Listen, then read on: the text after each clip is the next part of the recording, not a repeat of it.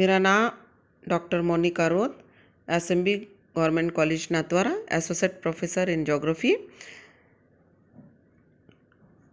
विद्यार्थियों, आज की ई क्लास में आर्थिक क्रियाओं के वर्गीकरण के बारे में प्रकाश डालना चाहूँगी।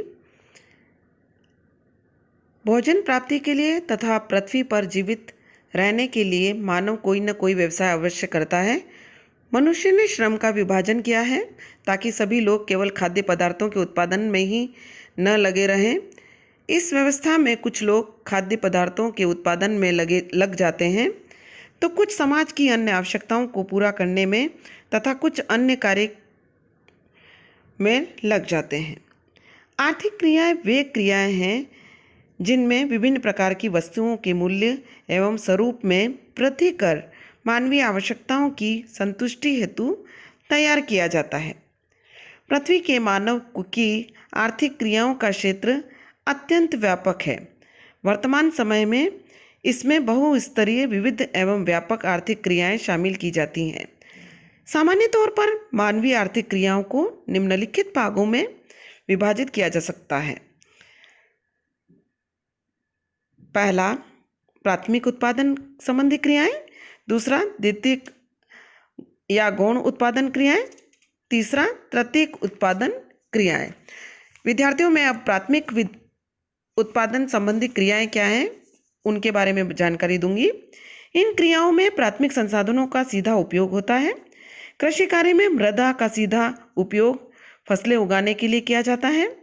इसी तरह जलीय क्षेत्रों में मछली पकड़ना, खानों से कोयला, लोहा एवं अन्य खनिज निकालना, वनों से लकड़ियां काटना, पशुओं से ऊन, चमड़ा, बाल, खालें, हड्डियां आदि प्राप्त करना प्राथमिक उत्पादन क्रियाएं हैं।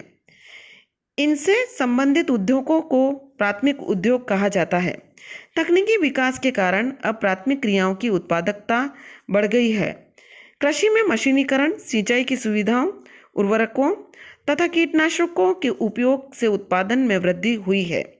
पशुओं को संकर नस्लों से उत्पादन बढ़ाया जा रहा है। द्वितीयक या गौण उत्पादन क्रियाएं क्या हैं? द्वितीयक या गौण उत्पादन क्रियाएं वे हैं जिनके अंतर्गत प्रकृति द्वारा दिए गए संसाधनों का सीधा उपयोग नहीं किया जाता है, अपितु उनका उपयोग परिवर्तन करके अधिक शुद्ध और उपयोगी बनाया जाता है। अर्थात इनमें प्राथमिक व्यवसाय के उत्पादों को संशोधित किया जाता है। उदाहरण के रूप में भूमि से कपास उगाना प्राथमिक उत्पादन क्रिया है, जबकि सूती वस्त्रों का निर्माण एक द्वितीयक उत्पादन क्रिया है। औद्योगिक क्रांति के बाद कोयला एवं खनिज तेल के अधिकाधिक उपयोग के कारण निर्माण उद्योगों का विकास और विस्तार हुआ है।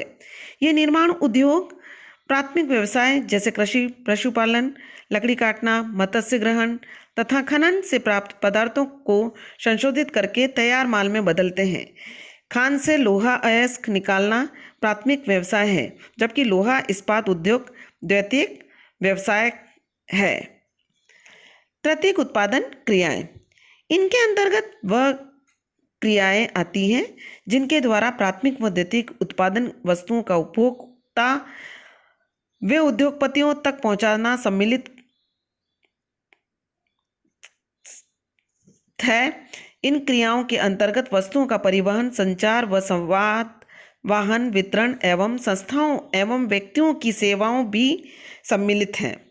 प्राथमिक एवं द्वितीयक क्रियाओं में लगे व्यक्तियों की तुलना में तृतीयक व्यवस्थाओं में लगे लोगों के कार्य महत्वपूर्ण हैं। प्राथमिक एवं द्वितीयक व्यवसायों में लगे लोग समाज के लिए आवश्यक वस्तुओं का उत्पादन करते हैं, जबकि तृतीयक व्यवसायों में लगे व्यक्ति विभिन्न सेवाएं प्रदान करते हैं। ग्रामीण क्षेत्रों की अपेक्षा नगरीय क्षेत्रों में तृतीयक व्यवसायों में भी व्यक्ति अधिक हैं। प्रोफेसर जीन गोटमैन ने प्रत्यक्ष सेवाओं को ही तृतीयक क्रियाओं के अंतर्गत माना है, जबकि अप्रत्यक्ष सेवाएं चतुर्थक उत्पादन माना है। चतुर्थक उत्पादन क्रियाएं क्या हैं? वर्तमान समय में आधुनिक विद्वान एक अन्य प्रकार की उत्पादन क्रियाओं को सम्मिलित करते हैं, जबकि चतुर्थक उत्पादन क्रियाएं कहा जाता है।